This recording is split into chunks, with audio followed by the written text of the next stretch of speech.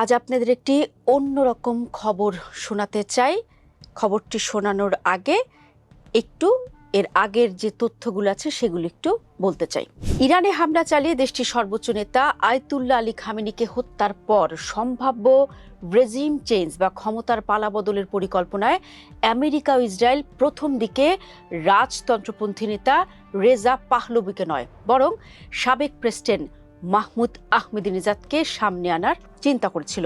তবে শুরুতেই হামলার জটিলতায় পরিকল্পনাটি ভেস্তে যায়। প্রভাবশালী মার্কিন সংবাদপত্র দ্য নিউ ইয়র্ক টাইমসের এক বিশেষ প্রতিবেদনে এই চাঞ্চল্যকর তথ্য প্রকাশ করা হয়েছে। তবে এখানে একটি কথা না বললেই নয়, ইরানে এই তথ্য আন্তর্জাতিক রাজনীতিতে বিস্ময় তৈরি করেছে। কারণ আহমেদিনেজাদ দীর্ঘদিন ধরে ইসরায়েল বিরোধী ও পশ্চিমা বিরোধী বক্তব্যের জন্য পরিচিত। প্রতিবেদনে মার্কিন কর্মকর্তাদের বরাতে বলা হয়, গত 28 ফেব্রুয়ারি ইরানে প্রথম দফার বিমান হামলার পরপরই তেহরানের শাসন ক্ষমতা পরিবর্তনের গোপন পরিকল্পনা সাজানো হয়েছিল। এই পরিকল্পনা মূলত ইসরায়েল তৈরি করেছিল এবং এতে কিন্তু যুক্তরাষ্ট্রের অনুমোদনও ছিল। যুদ্ধের শুরুর দিকে আমেরিকান প্রেসিডেন্ট ডোনাল্ড ট্রাম্পও ইঙ্গিত দিয়েছিলেন ইরানের ভেতরের কেউ নেতৃত্ব নিলে সেটি বেশি কার্যকর হবে। সেই প্রেক্ষাপটে আলোচনায় আসে মাহমুদ আহমেদিনেজাদের নাম। তবে পর্যবেক্ষকদের কাছে এটি ছিল অস্বাভাবিক একটি সিদ্ধান্ত, কারণ 2005 থেকে 2013 সাল পর্যন্ত প্রেসিডেন্ট থাকাকালে আহমেদিনেজাদ কট্টর ইসরায়েল বিরোধী এবং আমেরিকা বিরোধী অবস্থানের জন্য পরিচিত ছিলেন। চলুন সেখানে একটু নজর দেওয়া যাক। প্রথম দৃষ্টিতে বিষয়টি একেবারেই অস্বাভাবিক মনে হয়। যে নেতা একসময় ইসরায়েলকে মানচিত্র থেকে মুছে ফেলার কথা বলেছিলেন, হলোকাস্ট নিয়ে বিতর্কিত মন্তব্য করেছিলেন এবং ইরানের পারমাণবিক কর্মসূচিকে আগ্রাসীভাবে এগিয়ে নিয়েছিলেন, তাকে কেন ইসরায়েল বা যুক্তরাষ্ট্র সমর্থন করবে? কিন্তু মধ্যপ্রাচ্যের ভূ রাজনীতিতে আদর্শের চেয়ে বাস্তববাদ প্রায় বেশি গুরুত্বপূর্ণ হয়ে ওঠে। এই প্রতিবেদনের আলোকে সে বাস্তববাদী হিসেবটাই এখন আলোচনায় এসেছে।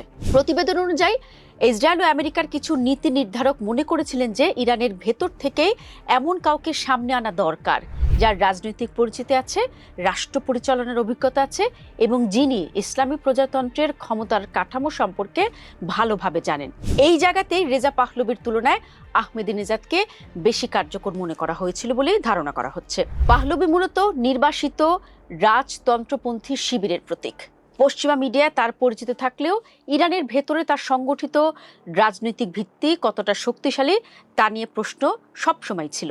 বিশেষ করে 1979 সালের ইসলামী বিপ্লবের পর জন্ম নেওয়া প্রজন্মের কাছে পাহলভি পরিবারের শাসনের স্মৃতি ততটা আবেগ তৈরি করে না।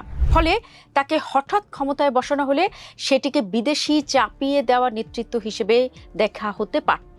অন্যদিকে আহমেদিনেজাদ ইসলামী প্রজাতন্ত্রেরই ভেতর থেকে উঠে আসা একজন পরিচিত মুখ। 2005 থেকে 2013 সাল পর্যন্ত প্রেসিডেন্ট থাকার কারণে তিনি রাষ্ট্রযন্ত্র, নিরাপত্তা কাঠামো এবং সাধারণ জনগণের মানসিকতা সম্পর্কে গভীর ধারণা রাখেন। যদিও তার সময় ইরান আন্তর্জাতিক নিষেধাজ্ঞার মুখে পড়ে এবং 2009 সালের বিতর্কিত নির্বাচনের পর গ্রিন মুভমেন্ট দমন করা হয়, তারপরও নিম্নবিত্ত গ্রামীণ জনগোষ্ঠীর একাংশের কাছে তার জনপ্রিয়তা কিন্তু এখনো রয়েছে। আরেকটি গুরুত্বপূর্ণ বিষয় হলো, সাম্প্রতিক বছরগুলোতে আহমেদিনেজাদের সঙ্গে ইরানের ক্ষমতাসীন ধর্মীয় নেতৃত্বের দূরত্ব তৈরি হয়েছিল। তিনি প্রকাশ্যে দুর্নীতির সমালোচনা করেছেন, প্রশাসনিক অদক্ষতা নিয়ে প্রশ্ন তুলেছেন এবং অনেক ক্ষেত্রে সর্বোচ্চ নেতা আলী খামেনি ঘনিষ্ঠ মহলের সঙ্গে বিরোধেও জড়িয়েছেন।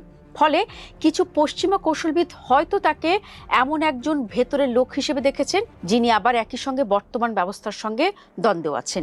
এখানে একটা টুইস্ট আছে, সেটি হলো যুদ্ধের প্রথম দিনই তেহরানে আহমেদিনেজাদের বাসভবনে একটি ইসরায়েলি বিমান হামলার কারণে এই পুরো পরিকল্পনাটি ভেস্তে যায়। তাকে গৃহবন্দিত্ব থেকে মুক্ত করার উদ্দেশ্যে এই হামলা চালানো হলেও তিনি সেখানে গুরুতর আহত হন। এই ঘটনার পর আহমেদিনেজাদ এবং মার্কিন প্রশাসন উভয় পক্ষই এই পরিকল্পনা থেকে সরে আসে। এরপর থেকে আহমেদিনেজাদকে প্রকাশ্যে দেখা যায়নি। তার অবস্থান বা শারীরিক অবস্থা সম্পর্কেও নিশ্চিত তথ্য নেই বলে প্রতিবেদনে উল্লেখ করা হয়েছে। যেটি বললাম যে প্রতিবেদনে শুধু বলা হয়েছে যুদ্ধের শুরুর দিকে আহমেদিনেজাদের বাড়ির আশপাশে ইসরায়েলি হামলা হয়েছিল, যার উদ্দেশ্য ছিল তাকে কার্যত মুক্ত করা। তবে হামলায় তিনি আহত হন এবং এর পুরো পরিকল্পনা থেকে দূরে সরে যান। এখানে একটি বিষয় দর্শক বলতে চাই, সেটি হচ্ছে হচ্ছে আহমেদি নেজাদের সাথে মার্কিন প্রশাসন বা ইসরায়েলি প্রশাসন কিভাবে যোগাযোগ করেছে বা কিভাবে তারা এই শাসন ব্যবস্থা নিজেদের মধ্যে পরিকল্পনার মাধ্যমে গ্রহণ করতেন সে বিষয়ে কিন্তু কোনো ধরনের ধারণা নিউ ইয়র্ক টাইমসের প্রতিবেদনে পাওয়া যায়নি। আর এ কারণে এখানে একটু বড় কিন্তু আছে, কারণ পরিকল্পনাটি আসলে বাস্তবসম্মত ছিল কিনা তা নিয়ে বড় প্রশ্ন আছে। ইরানের রাজনৈতিক কাঠামো অত্যন্ত জটিল। শুধু প্রেসিডেন্ট নয়, দেশটির প্রকৃত ক্ষমতা অনেকাংশে ধর্মীয় নেতৃত্ব, ইসলামিক বিপ্লবী বাহিনী এবং নিরাপত্তা প্রতিষ্ঠানের হাতে থাকে। ফলে কোনো বিদেশি সমর্থিত ক্ষমতার পালাবদল সহজে সফল হওয়ার সম্ভাবনা কম। ইরাক, লিবিয়া বা আফগানিস্তানের অভিজ্ঞতা দেখিয়েছে বাহ্যিক শক্তির সহায়তায় সরকার পরিবর্তন প্রায় দীর্ঘস্থায়ী অস্থিতিশীলতা তৈরি করে।